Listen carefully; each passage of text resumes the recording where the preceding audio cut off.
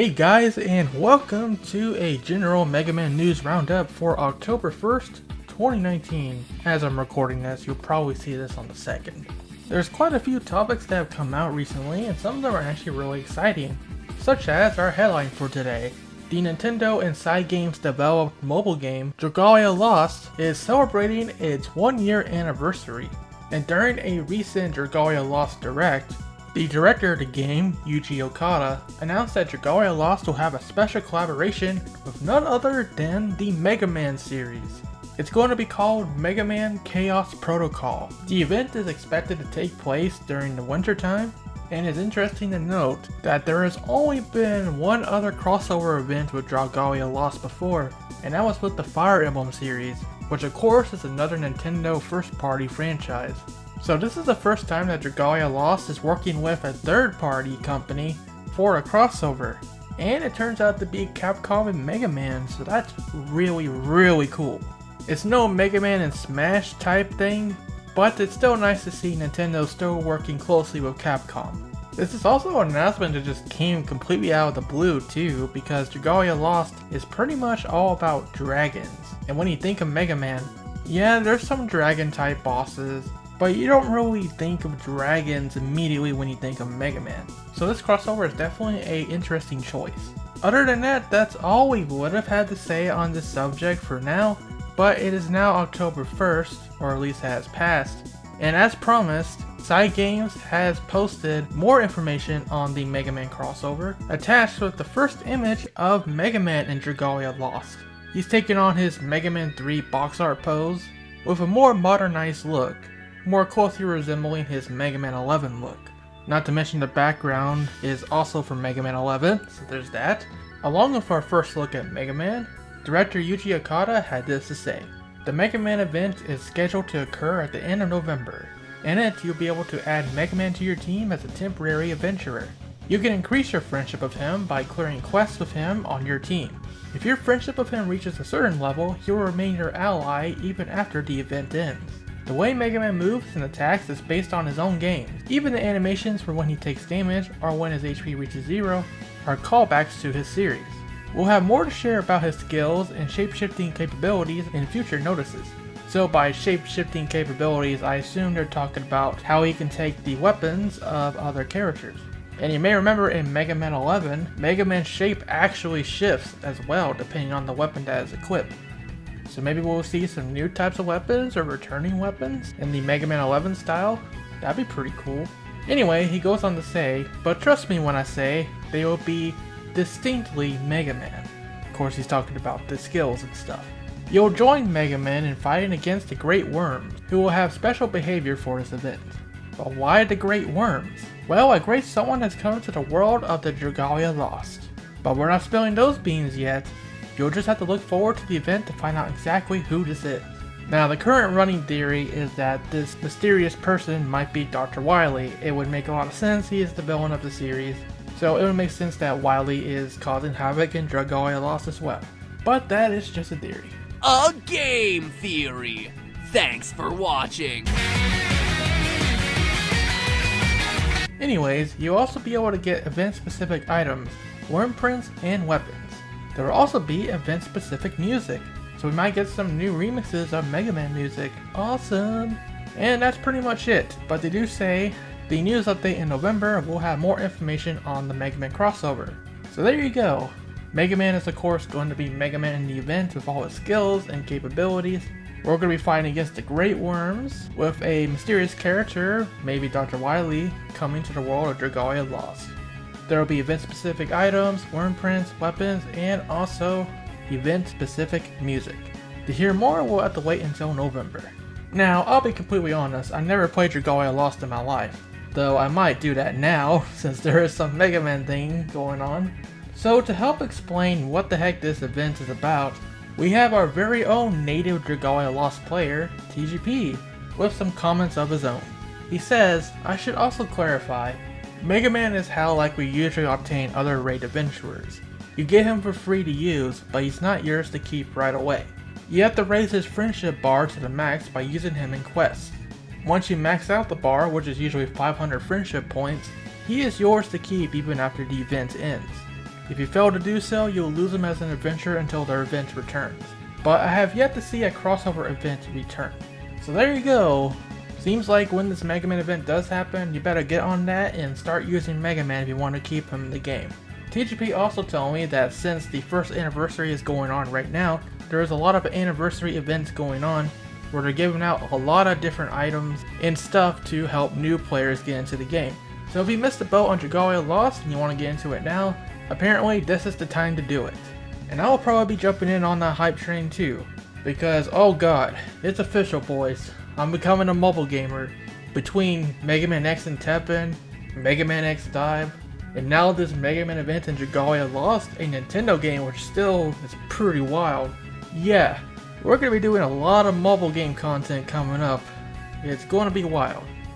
At the very least, I'm going to have TGP help me when it comes to Dragalia Lost because he's been playing it pretty much since it came out. But I'll see what I can do as well. Other than that, yeah, this is really cool and exciting, and can't wait to see more from this event. And now we got a bunch of little tidbits of general news to clean up. The first is a translation of Rockman X Giga Mission's one-shot manga, which was illustrated by Yoshihiro Iwamoto. Giga Mission is pretty much the sequel to Rockman X Mega Mission, which had its own card set in the past. But this is the new one that just came out this year, and when you get this set, you get 24 collectible cards and a booklet featuring a 10-page manga, which is the one that's been translated. This translation was a collaborative effort of Digi148, Maverick Hunter K, and Reploid21XX. Thanks to these fellows, we can now enjoy this 10-page manga in all of its glory. It's an interesting little side story that takes place between the events of Mega Man X5 and X6, where Zero is of course supposed to be dead, so X takes up the saber, and he has some new armors too, like the prototype blade armor, which he is using at the very beginning of the manga, fighting against a version of Slash Beast, which has been infected by the Extreme Virus. Now the Extreme Virus is an evolution of the virus that was featured in Mega Mission, the Limited, which was developed by Dr. Doppler from X3. But in this story, Isaac from Mega Man X6 has found the Limited and upgraded it into the Extreme Virus, which is supposed to help facilitate the evolution of Reploids. You know, classic X villain plot. After Slash Beast is down, X comes across another cast of villains that are working for Isaac, and after some talk about how the Extreme won't lead to evolution for Reploids, they begin to fight, and actually X gets some of the Extreme Virus on him as well from the fight with Slash Beast. And while the villains combine into a new form that's somewhat reminiscent of God Car Machine Owanari from X3, the Extreme Virus resonates with X, and he gets a new armor. It's the Extreme armor. More like Extreme with an X, because there is an X motif all around the armor. Either way, it looks freaking cool. What an aesthetic. And with the help of a classic, not a charge shot, and surprisingly enough a little help from Zero, who's trying to help out X from behind the scenes even though he's supposed to be dead, the day is saved. And I like the ending where we have a little cameo from Zero, who apparently used up too much of his energy to help out X at the end there. And as Zero is walking away, a piece of Zero's DNA actually drops from his exposed arm part. The same Zero DNA that Gate picks up at the beginning of Mega Man X6. So even though this is mostly a non-canon side story, it does do a bit to tie in to X6's main plot, which is pretty cool. Meanwhile, Isaac finds out that Zero is indeed alive, and he is almost too excited by the fact. This kind of plays on the idea that Isaac might be Dr. Wily in a Reploid form, since he says a lot of things about how Zero is the strongest. Meanwhile, Zero vows to be back to help out X in the future. Aww. Well, at least this way, Zero randomly returning in X6 doesn't completely seem sudden anymore, if this story was canon anyway. Overall, it's kinda cool, and if you want to see the translation yourself, definitely check it out on Rockman Corner. I have a link to that in the description below. If you need some more Mega Man X in your life, the Rockman X3 25th Anniversary Band album from GM Store is available now to purchase. And I've heard good things about this album. People have been saying some of the tracks sound really rockin'. They are available in MP3 and WAV formats. You can buy the songs individually or buy the PDF score if you want to play the music yourself. The album in MP3 format costs 2,700 yen, in WAV format is 4,320 yen, and the PDF score is 4,320 yen. That's $25 $39 and $39 again respectively. You can also buy the individual instrumental tracks, guitar, bass, keyboard, and drums, for 2,700 yen or $25 each. If you want to check this out, I will link to all that in the description below. Meanwhile, we're still waiting on information on the piano album that's also supposed to come out. Meanwhile, Dragalia Lost is not the only one having a collaboration with Mega Man, because in Japan, the popular sport apparel company ASICS is producing some Mega Man product that will be available at select locations in Japan and online starting November 1st. This includes a pair of sneakers, a drawstring bag, t-shirts, and a hoodie. This merchandise is priced anywhere from 3,500 yen to 12,000 yen. And you can also buy this from the Tokyo Capcom store that will open on November 22nd. Very nice, more merchandise. And speaking of merchandise, we got another Kotobukiya model kit reveal. Now, we already covered in the past that there's going to be a new Zero model kit, who is actually coming out in December. But along with regular Zero, there will also be a Nightmare Zero variant based on his appearance in Mega Man X6. Yep, we're getting a lot of X6 love this video. Nightmare Zero was revealed at the All Japan Model Hobby Show the other night, and besides the purple color scheme, he will have a different hair part that you can see in the image right here. Definitely makes his hair seem a lot longer, which is pretty epic. Unfortunately, there's no release date at the moment, but if the variants of the other Kotobukiya model kits are anything to go by, he might come out in January, a month after Zero. We'll let you know when we hear the official release date though. Oh, but that's not all for Zero figures, because if you prefer the Mega Man Zero design, you're in luck. Manufacturer Dimension Studios is working on a Zero Series Zero figure. Say that 3 times fast.